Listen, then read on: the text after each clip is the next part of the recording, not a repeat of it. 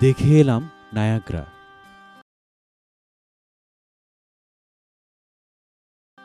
যখন তোমাদের মতো ছোট ছিলাম তখন আমিও পড়েছি নায়াগ্রা জলপ্রপাতের কথা।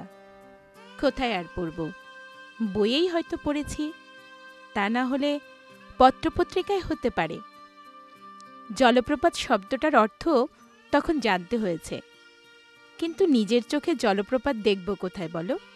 থাকি ঢাকা শহরে, এখানে তো আর জলপ্রপাত নেই। কিন্তু জলপ্রপাত দেখার সৌভাগ্য একবার হয়েছিল, নিজের দেশে নয়, বিদেশের মাটিতে।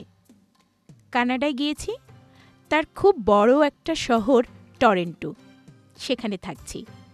একদিন বন্ধুবান্ধবদের সঙ্গে গল্পের মজলিসে কথা উঠল, নায়াগ্রা দেখতে গেলে কেমন হয় সবাই মিলে।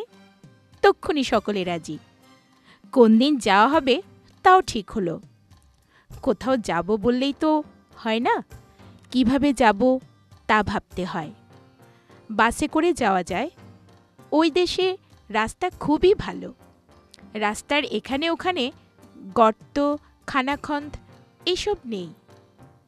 কিন্তু বাসে চেপে গেলে নিজের ইচ্ছে মতো যেখানে সেখানে থামা যায় না। অতএব ঠিক হলো যে কোনো বন্ধুর একটা গাড়ি নিয়ে যাওয়া হবে। তাই যাওয়া গেল একদিন। আমেরিকায় কিংবা কানাডায় প্রায় সকলেরই নিজের গাড়ি থাকে, আমার বন্ধুরও ছিল।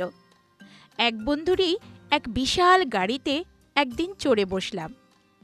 চলো নায়াগ্রা, চলো নায়াগ্রা। আহ, দেশে ফিরে গিয়ে কি গল্পইটাই না করা যাবে। শাঁ শাঁ করে গাড়ি ছুটতে লাগলো, কারণ ওসব দেশে ধীরে ধীরে কেউ গাড়ি চালায় না, রাস্তাও মোটেই আঁকাবাঁকা থাকে না, রেল লাইনের মতো সোজা। ফলে দ্রুতগতিতে গাড়ি চালানো সম্ভব হয়। তা না হয় হলো, কিন্তু এত জায়গা থাকতে নায়াগ্রা দেখতেই যেতে হবে কেন? নায়াগ্রা হলো জলপ্রপাত। জলপ্রপাত তো কখনো দেখিনি, শুধু জেনে এসেছি ঝর্ণার মতো পাহাড়ের উপর থেকে পানি নিচে সমতল ভূমিতে গড়িয়ে পড়ছে। তবে আকারে প্রকারে অনেক বিশাল। ঝর্ণা ছোট আর জলপ্রপাত বড়, এটুকু যার তফাৎ। উপর থেকে নিচে জল পতনের ব্যাপার দু জায়গাতেই ঘটছে। জল যদি নাই পড়ে তাহলে ঝর্ণাও হবে না, জলপ্রপাতও হবে না। কিন্তু জল যে নিচে পড়ছে, পড়ে যাচ্ছেটা কোথায়? জলের ধর্ম তো গড়িয়ে যাওয়া। ঝর্ণার জলও গড়াতে গড়াতে ক্রমশ নদী হয়ে যায়। অন্য কথায় আসি, জলপ্রপাত দেখতে চাইব কিন্তু পাহাড় দেখব না, এ কি কখনো সম্ভব? সম্ভব নয়, কারণ পাহাড় বেয়ে জলের নিচে নামাটা না দেখে তো উপায় নেই। কিন্তু এমন জলপ্রপাত কি হতে পারে না যা পাহাড়ের উপর থেকে পড়ছে না? আমাদের কাণ্ডজ্ঞান বলবে না, পাহাড় থেকেই পড়তে হবে, নইলে জলের প্রপাত বা পতন হবে কেমন করে? কিন্তু বিশ্ব ভূমণ্ডল বড়ই বিচিত্র, কত অসম্ভব ব্যাপারই যে ঘটে।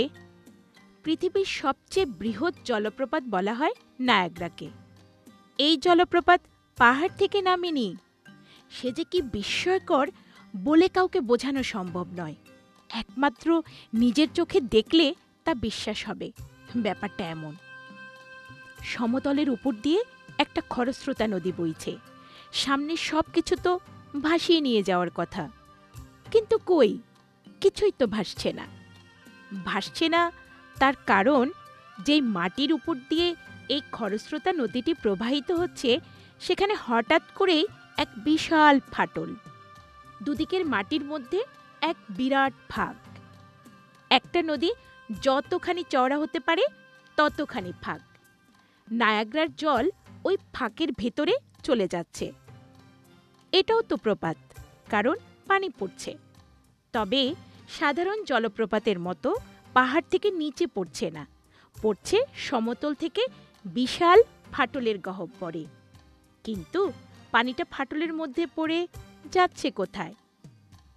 নায়াগ্রা তাই একেবারে ভিন্ন রকমের জলপ্রপাত।